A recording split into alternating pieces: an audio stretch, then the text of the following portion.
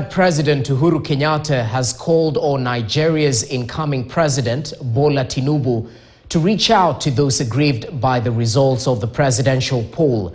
In his keynote address during the 2023 presidential inauguration lecture held at the International Conference Center in Abuja, Nigeria, former President Kenyatta, in reference to his handshake with Kenya's opposition leader Raila Odinga, urged President-elect Tinubu to embrace unity. Jeff Kirui with the details.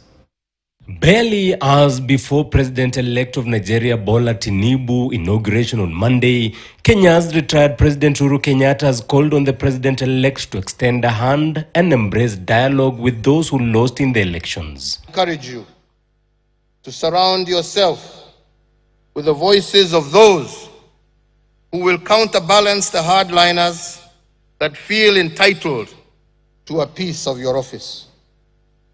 You will lose nothing and gain everything by reaching out across the political, ethnic, and religious lines to those who may feel aggrieved by your victory in one way or another. Please allow them to exhale and be part of your vision for a greater Nigeria. In reference to the events of March 9, 2018, where Uhuru Kenyatta and Kenya's opposition leader Raila Odinga set aside their differences for political ceasefire characterized by a handshake, retired President Kenyatta has urged Nigeria's incoming president Asiwaju Bola Tinubu to strive towards being a unifying factor for all Nigerians as he prepares to take office. As president, you must learn very quickly to lead those who love you and those who loathe you with equal passion and commitment, because you are now the father of all.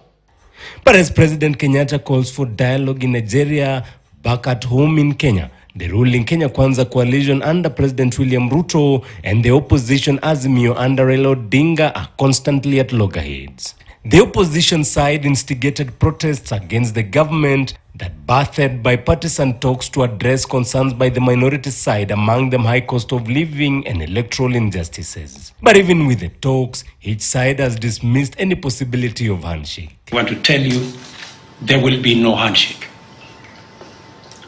But there will be an engagement in Parliament on the issues that have been raised.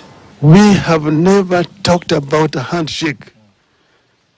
That is a language coming from the other side. They're the ones who have been saying, oh, these people wanataka tu handshake, nusu mukati, and so on.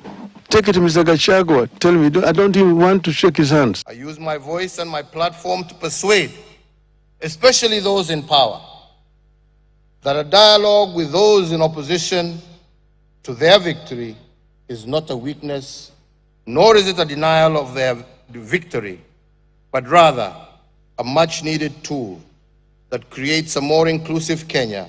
On Monday, President Bola Tinubu will be sworn in a national event that Kenya will be represented by Prime Cabinet Secretary Musalia Mudavadi. Mudavadi, who will be representing President William Ruto, will be pitching to strengthen the ties between Kenya and Nigeria in agriculture, technology, renewable energy, and the service industry. Jeff Kirui, KTN News. Now moving on, the